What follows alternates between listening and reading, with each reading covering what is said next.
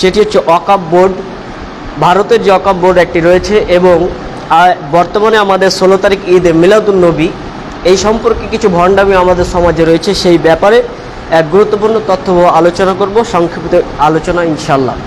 আপনাদের সামনে প্রথমে বলি যে আমাদের মুসলিমদের যে ভারতবর্ষে ওয়াকফের যে সম্পত্তি রয়েছে, এই সম্পত্তিগুলো আমরা কিভাবে জানি। দান সেটা বিভিন্নভাবে হতে পারে, সাদকা, একগুলো থাকে হেবা, একগুলো থাকে হাদিয়া, আবার এটা থাকে ওয়াকফ। এই ওয়াকফ শব্দটি হচ্ছে, এর অর্থ হচ্ছে উৎসর্গ করা।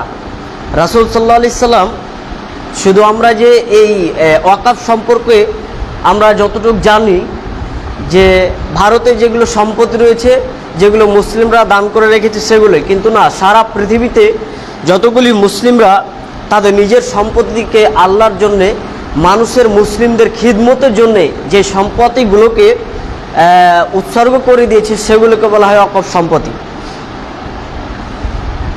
আর এটি হচ্ছে আরবি শব্দ, আর বাংলাতে এটিকে বলা হয় উৎসর্গ। আর এর পারিভাষায় বলা হয় যে যে সম্পত্তি নিজ স্থানে থেকে অক্ষতভাবে সেই সম্পত্তি থাকবে এবং সেখান থেকে মানুষের উপকারের ক্ষেত্রে সেই সম্পদকে ব্যয় করতে হবে, সেটিকে বলা হয় ওয়াকফ সম্পত্তি। তো ওয়াকফ সম্পত্তি সম্পর্কে আপনাদেরকে একটু ধারণা দিই, কারণ আমরা মুসলিম হিসাবে ভারতবর্ষে বসবাস করছি। আপনাকে যে কবরস্থানে দাফন করা হবে, এই কবরস্থানকে সরকার যদি দখল করে নেয়, তাহলে তারা সেখানে হসপিটাল বা বিভিন্ন রকম জিনিস করতে পারে, আপনার কবর সেখানে থাকবে না। আপনি যে গোরস্থানটি করেছেন, এই গোরস্থানটা কিন্তু যেই লোকটা জমি দান করেছেন, এই লোকটা দান করার পরে তার কিন্তু আর অধিকার নেই সেই জমিটা তার ছেলেমেয়েরা ভাগ করে নেবে। এখানে হয়তো বা 10টি মানুষের জমি এক জায়গাতে দান করা আছে গোরস্থান হিসাবে, মানে গোরস্থানের নামে ওই জমিনটি রয়েছে। এখন সরকার এই জমিনটাকে তাদের নিজের আয়ত্তে করার জন্য এখন সুপ্রিম কোর্ট, পার্লামেন্টে বিভিন্ন রকমের আলাপ আলোচনা চলছে যে যতগুলো মুসলিমদের ওয়াকফের সম্পত্তি রয়েছে, মসজিদ থেকে, মাদ্রাসা থেকে বা কবরস্থান থেকে, যে জায়দাত যে জমিগুলো রয়েছে, এই জমিনগুলোকে তারা নিজের আয়ত্তে করতে চাইছে এবং তারা নিজেরাই সেটা পরিচালনা করবে। এটা তাদের মূল লক্ষ্য। আর আজকে 13 তারিখ, আজকে বৈকাল 5টা পর্যন্ত সময় রয়েছে, তারপরে এটা পার্লামেন্টে রায় দেওয়া হবে যে সম্পত্তিটা তাদের সরকারের খাতাতে যাবে না মুসলিমদেরই থাকবে। আপনাদেরকে বলি যে ওয়াকফের যে সম্পত্তিটা, সেটা হচ্ছে আমাদের নিজের বাবার সম্পত্তি। এখানে পৃথিবীতে ইসলাম ধর্ম ব্যতীত আর অন্য কোনো ধর্মের ওয়াকফ সম্পত্তি তাদের নেই, বা তাদের কোনো এরকম ব্যবস্থাই নেই। ইসলাম ধর্মের ভিতরেই শুধুমাত্র ওয়াকফের সম্পত্তি তারা করে রেখে গেছেন এবং তারা রাখতে পারে। তো উমর বিন খাত্তাব রাদিয়াল্লাহু তাআলা আনহু তিনি বলেন যে তিনি খাইবারের যুদ্ধের পরে তিনি অনেকগুলি জমিন তিনি লাভ করেছিলেন। সেই জমিনগুলো ছিল খুব সুন্দর। তো আল্লাহ নবীর কাছে এসে বললেন, আল্লাহর নবী, এই আমার কাছে কিছু খুব উৎকৃষ্ট মানের কিছুগুলো জমিন আমার কাছে রয়েছে, এই জমিনগুলো সম্পর্কে আপনি আমাকে কিছু বলেন, কিছু ওসিয়ত করেন, এই জমিনগুলো আমি কি করব। তখন আল্লাহ রসুল বলছেন, উমর, তুমি এই জমিনগুলো নিজ খাতাতে মূল সত্তার জমিন মূল সত্ত্বে থাকবে এবং সেখান থেকে মুসলিমরা উপকার যেন পায় সেরকমভাবে তুমি ওয়াকফ করে দিতে পারো ইচ্ছা চাইলে। ওমর রাদিয়াল্লাহু তাআলা আনহু তিনি তখন তার সম্পত্তিগুলোকে, তিনার সেই মূল যে জমিনগুলো ছিল, এই জমিনগুলোকে তিনি ওয়াকফ বোর্ডে তিনি দান করলেন এবং তিনি শর্ত করলেন কি, ওয়ালাম ইউবায়ু, এটাকে বিক্রি কেউ করতে পারবে না, ওয়ালাম ইউহাবু, এবং এটিকে কেউ দান করতে পারবে না, ওয়ালা ইউরাসু, এবং এটির কেউ উত্তরাধিকারী কেউ হবে না। তার মানে ওয়াকফের সম্পত্তি যেটা থাকবে সেটা বিক্রি করাও যাবে না, সেটা দান করাও যাবে না, এবং উত্তরাধিকারী হিসাবে তার সন্তানরা এই সম্পত্তি পাবে না।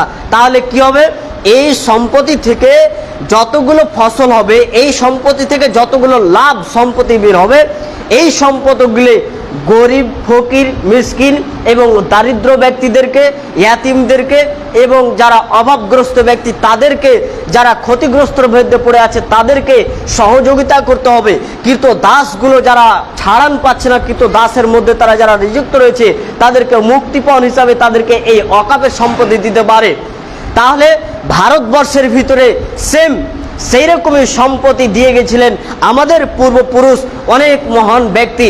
তারা ওয়াকাফ করেছিলেন এই জন্যেই যে তারা যখন মরে যাবে তারপরে তাদের কোনো নিজস্ব সম্পত্তি থাকবে না। যে সম্পত্তি নিজস্ব থাকবে সেই সম্পত্তিগুলো তার ছেলে মেয়েরা ভাগ করে নিয়ে নেবে। কিন্তু তাহলে তাদেরকে দান করবে বা তাদের জন্য দোয়া করবে এরকম তো কোনো মাধ্যম নেই। তখন সেই সময়তে মুসলিম নেতাগুলো, মুসলিম যারা কোটিপতি ব্যক্তি যারা ছিল, তখন তারা নিজের সম্পত্তিকে তারা ওয়াকাফ করেছিলেন। মানে সম্পত্তিটা নিজ স্থানেই থাকবে, এই সম্পত্তিকে বিক্রি কেউ করতে পারবে না, ওনার সম্পত্তি ওনারই থাকবে। শুধুমাত্র সেখান থেকে যেই পরিমাণ লাভ বেরিয়ে আসবে সেই লাভটা মানুষেরা সবাই সেটা উপভোগ করতে পারবে। মুসলিমদের জন্য এটা ব্যবস্থা করে গেছে। ভারতবর্ষের ভিতরে অনেক কোটি কোটি সম্পত্তি শুধুমাত্র মুসলিমদের রয়েছে, এটা আপনাদেরকে একটু জানার দরকার। বিশেষ করে দিল্লিতে সব থেকে ওয়াকাফের সম্পত্তি অনেক রয়েছে, যেই সম্পত্তির ব্যাপারে এখন পার্লামেন্টে এখন একটা কথা চলছে যে এই সম্পত্তিগুলো এখন সরকারের নামে করে দিতে হবে, আর এগুলো সব পরিচালনা সরকার করবে। আর মুসলিমদেরকে বলা হচ্ছে যে তোমাদের যেরকম সহযোগিতা করা হতো সেরকম সহযোগিতা তোমার চলতেই থাকবে। কিন্তু এটা হচ্ছে মিথ্যা কথা। এই সম্পত্তি তারা যখনই তাদের নামে করে নেবে, সেই সম্পত্তি যখন তাদের কাছে চলে যাবে তখন সেখানে তারা মসজিদ ভেঙে তারা মন্দিরও করতে পারে, কোনো সমস্যা নেই। সেখানে তারা মাদ্রাসাকে উঠিয়ে দিয়ে তারা নিজের জন্য তারা হসপিটাল করতে পারে, এটা কোনো সমস্যা নেই। কারণ সেই মুসলিমদের সম্পত্তি কোটি কোটি সম্পত্তি, প্রায় ৬,০০০ কোটি টাকার মতো সম্পত্তি রয়েছে আপনার কেনা দিল্লিতে। এখন বর্তমানে যার মূল্য প্রায় ২০,০০০ কোটি টাকা হয়ে যাবে। না, এত সম্পত্তি শুধুমাত্র একটি রাজ্যের কথা বলছি, সেটা হচ্ছে দিল্লিতে। এছাড়াও আমাদের পশ্চিমবঙ্গে অনেকগুলি ওয়াকাফের সম্পত্তি রয়েছে। আপনি চলে যান মুম্বাইয়ে, সেখানে রয়েছে, কেরালাতে। এক কথায় ভারতবর্ষের বিভিন্ন রাজ্যে মুসলিমদের অনেক কোটি কোটি সম্পত্তি রয়েছে এবং এই সম্পদ থেকে অনেক মাদ্রাসা মসজিদ চলে। অনেক মাদ্রাসা মসজিদ বিভিন্ন দিক থেকে আপনাদের আসে না কল টিউবওয়েল, এই কল টিউবওয়েলগুলো কোথা থেকে আসে? এগুলো সব ওয়াকাফের সম্পত্তি। এটা সব সৌদি আরব থেকে নয়। অনেকগুলি মাদ্রাসা মসজিদ তৈরি করে দেওয়া হচ্ছে কোথা থেকে? সব ভারতবর্ষের যে ওয়াকাফ সম্পত্তি রয়েছে এখান থেকে এসছে আমাদের কাছে। অনেকগুলো টিউবওয়েল দেওয়া হয়, অনেক মসজিদ দেওয়া হয়। তারপর বিভিন্ন মসজিদের যারা মোতাআল্লি থাকে ইমাম নিযুক্ত করে দেওয়া রয়েছে বিভিন্ন জায়গাতে। আপনার কিরকম যেখানে বন্যা এসে যেখানে মানুষ খুব ক্ষতিগ্রস্তর ভিতরে পড়ে, দেখবেন মুসলিমদের একটা জামাত সেখানে পৌঁছে গিয়ে সাহায্য করে। এটা মুসলিমদের ওয়াকাফ সম্পত্তি থেকে সেখানে দেওয়া হয়। এখন ভারতবর্ষে ওই স্বৈরাচারী শাসক, ওই জালেম শাসক বলছে যে আমরা এই সম্পত্তিটাকে আমাদের সরকারের নামে করতে চাচ্ছি, আর তোমাদের যেরকম সহযোগিতা হচ্ছিল সেই রকমই চলবে। জি না, আমাদের নিজের বাবার সম্পত্তি, এটা ওদের বাবার সম্পত্তি নয়। আর পৃথিবীতে কোনো ধর্ম এরকম নেই, একমাত্র ইসলাম ধর্ম, যেখানে তারা নিজের সম্পত্তি তারা উৎসর্গ করে দিয়েছে মানুষের সহযোগিতা করার জন্য। তারা তো বলে আমাদের ধর্ম সব থেকে মহান ধর্ম, তারা তো বলে আমাদের ধর্ম সব থেকে ভালো। আপনি দেখেন ইহুদি ধর্ম দেখেন, খ্রিস্টান ধর্ম দেখেন, হিন্দু ধর্ম দেখেন, সনাতন ধর্ম, যে কোনো পৃথিবীর ধর্ম দেখেন, এইরকম ব্যবস্থা তাদের এইরকম ব্যবস্থা করা নেই যে এমন সম্পত্তি তারা দান করে গেছে, এমন সম্পত্তি তারা রেখে গেছেন যেখান থেকে তাদের ধর্মের সেবা করা হবে, এটা নেই। একমাত্র ইসলাম ধর্মের। আমার বাবার সম্পত্তিতে তাদের আবার হক কিসের? তারাই বা কথা তুলবে কেন? কেন যে পার্লামেন্টে যে মুসলিমদের কেউ বলার মতো নেই, একজন শুধুমাত্র ব্যক্তিকে দেখতে পাচ্ছি, আসাদুদ্দিন ওবাইসি, এছাড়া আর আমরা দেখতে পাই না। আর তারই আজ জোরালি কণ্ঠে আজকে মসজিদগুলোতে এই বক্তব্যই চলছে যে ওয়াকাফ বোর্ড আমার বাবার সম্পত্তি, এগুলো সব আমাদের সম্পত্তি। এই সম্পত্তি ওই হিন্দুরা, ওই স্বৈরাচারী বাদশারা, এরা আমাদের সম্পত্তি নেবে কেন? এই ব্যাপারে আপনাকে সহযোগিতা করতে হবে। আপনি মনে করুন আপনার 1 বিঘা জমি, আপনি বললেন যে ওয়াকাফটা আমি দিয়ে দিলাম, এটা মাদ্রাসার জন্য এই জমিটা আমি দিয়ে দিলাম।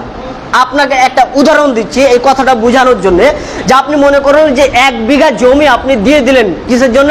মাদ্রাসার জন্য। এখানে একটা মাদ্রাসা করা হবে, মাদ্রাসা ছাড়া এখানে আর অন্য জিনিস করা যাবে না, কারণ এটা আপনি দান করেছেন কিন্তু ওয়াকাফের নামে।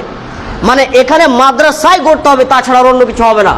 এখানে এটা বিক্রিও করা যাবে না, এটা দানও আর হবে না। যদি বলে যে আমরা এই জমিটা বিক্রি করে দিয়ে অন্য কোনো কাজে লাগাবো, ও দান করেছে, আচ্ছা এটা আমরা অন্য কাজে লাগাবো, এটা পারা যাবে না। মানে মাদ্রাসার জন্যই যে জমিনটা দেওয়া হয়েছে, আপনি ওয়াকাফ করেছেন, যেটা মাদ্রাসাই হবে, এটা মাদ্রাসাই তৈরি করতে হবে, এখানে আর অন্য কিছু হবে না। এই জমিনটা এখন আপনি দিলেন, আর সরকার বলছে যে এটা এখন আমাদের নামে করে দাও, তোমাদের মাদ্রাসা থাকবে। কথা বুঝতে পারলেন? মানে এখন ভারতে এই সিচুয়েশন চলছে, যেই মুসলিমরা যারা কোটিপতিরা, যারা মুসলমানদের ব্যবস্থার জন্য, যারা মনে করুন একটা বড় হসপিটাল একটা দিয়ে গেছে, বা বড় একটা মাদ্রাসা দিয়ে গেছে, বা বড় একটা প্রতিষ্ঠান দিয়ে গেছে, মসজিদ দিয়ে গেছে, বা অনেক কোটি কোটি টাকার সম্পত্তি তারা রেখে গেছে, এখন তারা বলছে এটা আমাদের নামে করে দিতে হবে। আর এখন আমাদের বর্তমানে এক শ্রেণীর মুসলিম, আমরা এখন বর্তমানে 16 তারিখে ঈদে মিলাদুন্নবী পালন করার জন্য সবাই বক্তব্য দিচ্ছে, আর বলছে সবাই নিজের বাড়ির সামনে একটা সবুজ ঝান্ডা সব টেঙে দাও, সবুজ বেলুন সব বের করে দাও। আর যেন ওই সমস্ত মুসলিমরা যেন বুঝতে পারে, যারা ঈদে মিলাদুন্নবী যারা পালন করে না, এরা যেন দেখতে পায় যে আমরা কত নবীকে ভালোবাসি। মানে একে মারার আর কেউ লোকই নেই, এর মতো ভণ্ড আর পৃথিবীতে কেউ নেই। আরে এখন আমার জমিনকে দখল করে নিচ্ছে, মানে আমি যে মসজিদে নামাজ পড়বো, এই মসজিদটা এখন জোর করে দখল করে নিচ্ছে। আর এই লোকটা এখন বলছে 16 তারিখে ঈদে মিলাদুন্নবী নামে জুলুস বের করতে হবে। বলুন, একে মারার কেউ লোক আছে? এটা মুসলিমরা এখন বর্তমানে চলছে, সোশ্যাল মিডিয়াতে দেখবেন বলছে বেলুন বের করবো, সবুজ সবুজ বল বের করে দিবা। শুনেন, ঈদে মিলাদুন্নবীর ব্যাপারে আপনাদের এখানে বেশ কয়েকবার বক্তব্য দিয়েছি। রাসূল সাল্লাল্লাহু আলাইহি সাল্লামের জন্মদিনটাকে কেন্দ্র করা, শুধুমাত্র জন্মের দিনটা শুধু প্রমাণ পাওয়া যায়। আবু কাতাদা রাদিয়াল্লাহু তাআলা আনহু তিনি বলছেন যে রাসূল সাল্লাল্লাহু আলাইহি সাল্লামকে জিজ্ঞাসা করা হলো, আল্লাহর নবী আপনি সোমবারের দিন রোজা রাখেন কেন? সোমবারের দিন রোজা রাখেন কেন? বুঝতে পারি না। তখন আল্লাহ নবী বলছেন, যালিকা ইয়াউমুন উলিদতু ফি, আরে আমি এই দিনে জন্মগ্রহণ করেছি, আর আল্লাহ আমাকে এই দিনে নবুয়ত দিয়েছেন, এই জন্য আমি শুকরিয়া স্বরূপ এই দিনে রোজা রাখি। তাহলে সোমবারের দিন আল্লাহ রসুল জন্মগ্রহণ করেছে, এটা পাওয়া যায়। ইবনু সাঈদ এবং ইবনে কাসির রহমতুল্লাহ আলাই তারা বলছেন যে রাসূল সাল্লাল্লাহু আলাইহি সাল্লাম কোন মাসে জন্মগ্রহণ করেছেন এটাই পাওয়া যায় না। অন্তত তারা 12টি শুধুমাত্র মতভেদ করেছেন। কেউ বলছে সফর মাসে, কেউ বলছে রজব মাসে, কেউ বলছে রমজান মাসে, কেউ বলছে মুহররম মাসে, কেউ বলছে রবিউল আউয়াল মাসে, কেউ বলছে রবিউল সানি মাসে। মানে কোন মাসে আল্লাহ নবী জন্মগ্রহণ করেছেন এটাই খুঁজে পাওয়া যায় না। আরে যদিও কোনো রকম ভাবে কেউ প্যাচ লাগিয়ে দিয়ে বলছে আচ্ছা রবিউল আউয়াল মাসটাই ধরা যাক, এই মাসে আল্লাহ রসুল জন্মগ্রহণ করেছে, তো রবিউল আউয়াল মাসে যে জন্মগ্রহণ করেছে তো কোন তারিখ? রবিউল আউয়াল মাস তো অন্তত 28, 29, 30 দিনে হয়, একটা মাস অন্তত 29, 30 দিনে হবে। তো রবিউল আউয়াল মাসে তো আপনার 29, 30 দিন রয়েছে, তো কোন দিন? এবার ফের মতভেদ শুরু হয়ে গেল। কেউ বলছে 2 তারিখ, কেউ বলছে না 8 তারিখ, কেউ বলছে 10 তারিখ, কেউ বলছে 12 তারিখ, কেউ বলছে 17 তারিখ, কেউ বলছে 22 তারিখ। মানে এখানেও আবার 6টা মতভেদ। মানে আল্লাহ রসুল কোন তারিখে কোন মাসে জন্মগ্রহণ করেছে এটাই আমরা এখনো নিশ্চিত করতে পারলাম না। আর আমরাই এখন বলছি যে ঈদে মিলাদুন্নবী সম্পর্কে সব জুলুস বের করো। শোনেন, যদিও ভাঙা ফুটা যদিও হাদিস আপনি বের করতে পারেন, ভাঙা ফুটা হাদিস যদি জাল জয়ীফ যদি হাদিস পেশ করা যায়, তাহলে অন্তত এটা পেশ করা যাবে যে হ্যাঁ ঈদে মিলাদুন্নবী পালন করো। মানে জাল হাদিস মানে হাদিসই নয়, সেটাকে বানাওয়ার যদি হাদিস আপনি পান তাহলে কোনটা পাবেন? যে হ্যাঁ রাসূল সাল্লাল্লাহু আলাইহি সাল্লামের জন্মদিনটাকে পালন করতে হবে। এটা ভাঙাচোরা একটা হাদিস দিয়ে যদি প্রমাণ করতে যায় তো এতটুকু প্রমাণ করতে পারবে তারা, কিন্তু রাস্তাতে জুলুস বের করতে হবে কিয়ামত পর্যন্ত ওর বাবার ক্ষমতা নেই। সমস্ত হানাফিদের চ্যালেঞ্জ দেওয়া থাকলো, ওর বাবার 14 গোষ্ঠীকে চ্যালেঞ্জ দেওয়া থাকলো, রাস্তাতে জুলুস বের করে, আল্লাহ রাসূলের জুলুস বের করে যে ঈদে মিলাদুন্নবী পালন করতে হবে, সমস্ত হানাফিদের চ্যালেঞ্জ দেওয়া থাকলো, ওর বাবার ক্ষমতা নেই যে রাস্তাতে জুলুস বের করে ঈদে মিলাদুন্নবী পালন করতে হবে, ওর বাবার ক্ষমতা নেই। যদি তারা দেখাতে পারে তো কতটুকু দেখাতে পারবে? বললাম যে জাল হাদিসে যদি তারা দেখাতে পারে তো কতটুকু দেখাতে পারবে? যে আল্লাহ রসুল 12 রবিউল আউয়ালে জন্মগ্রহণ করেছে, অমুক ইমাম বলেছেন, এতটুকু একটা জাল হাদিসে পাওয়া যাচ্ছে আল্লাহ রসুল 12 রবিউল আউয়ালে জন্মগ্রহণ করেছে। এই জাল হাদিসে তারা এতটুকু দেখাতে পারবে, কিন্তু ওদের কিয়ামত পর্যন্ত ওদের ক্ষমতা নেই যে ওরা এটা বের করে দেখিয়ে দেবে যে রাস্তায় রাস্তাতে তাদেরকে বক্স বাজাতে হবে, জুলুস বের করতে হবে, আর সমস্ত মানুষকে একদম ঝান্ডা নিয়ে বের হয়ে যেতে হবে। গত বছর এই বছরও আমার একটা জালসার ডেট নিতে চাচ্ছে, তো ওর একটু বিবেকও নেই। আমাদের আহলে হাদিসের বক্তব্য অন্তত 1 মিনিট যদি কেউ বক্তব্য শুনে আমাদের আহলে হাদিসের আলেমের, তাহলে তারা বুঝতে পারবে যে হ্যাঁ এটা বক্তব্য কার, এই বক্তব্যটা কার, অন্তত মানুষরা বুঝতে পারবে।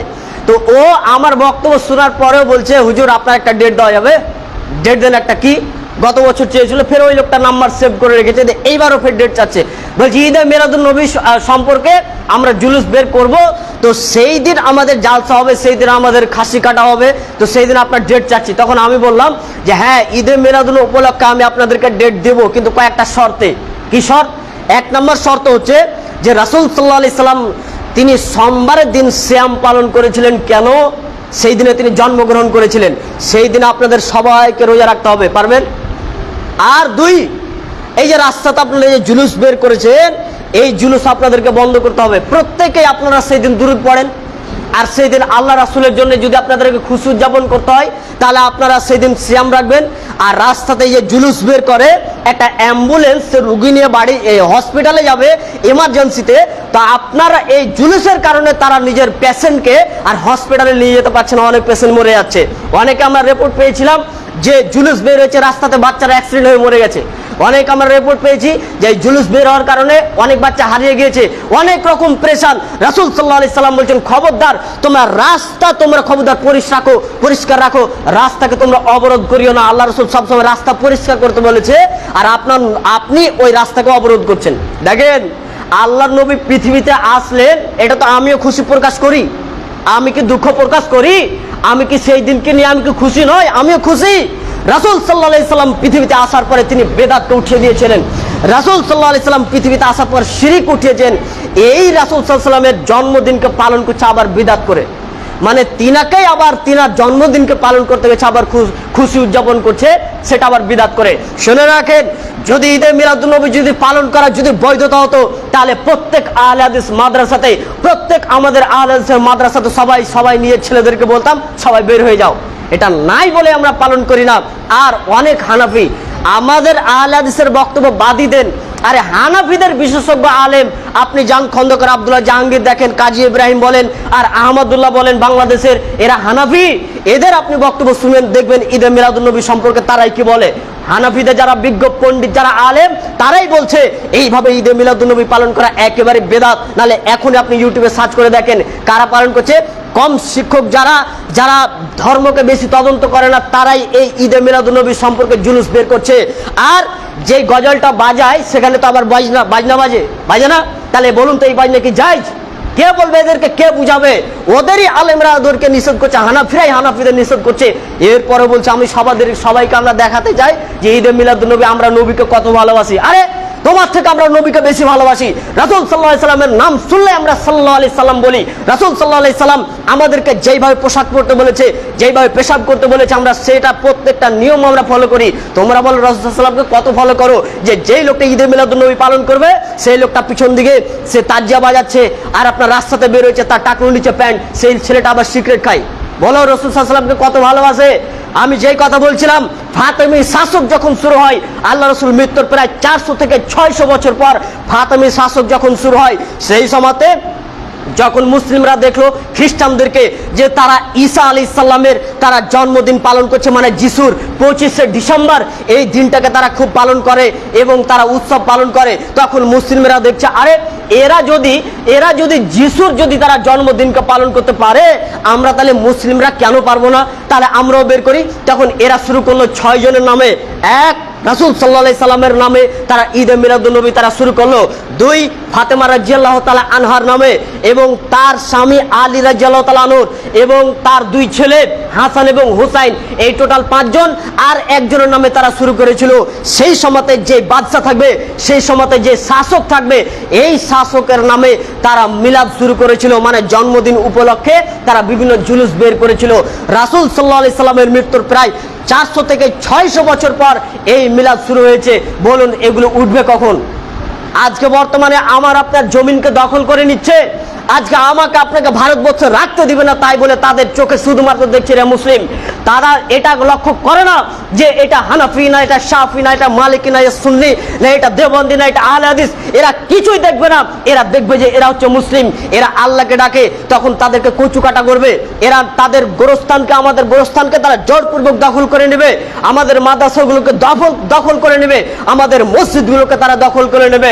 বলুন, বাবরি মসজিদ দখল করেছে, কে কি করতে পেরেছে? এইভাবে আমাদের প্রত্যেক মসজিদকে এখন দখল করার চেষ্টাই তারা শুরু করেছে।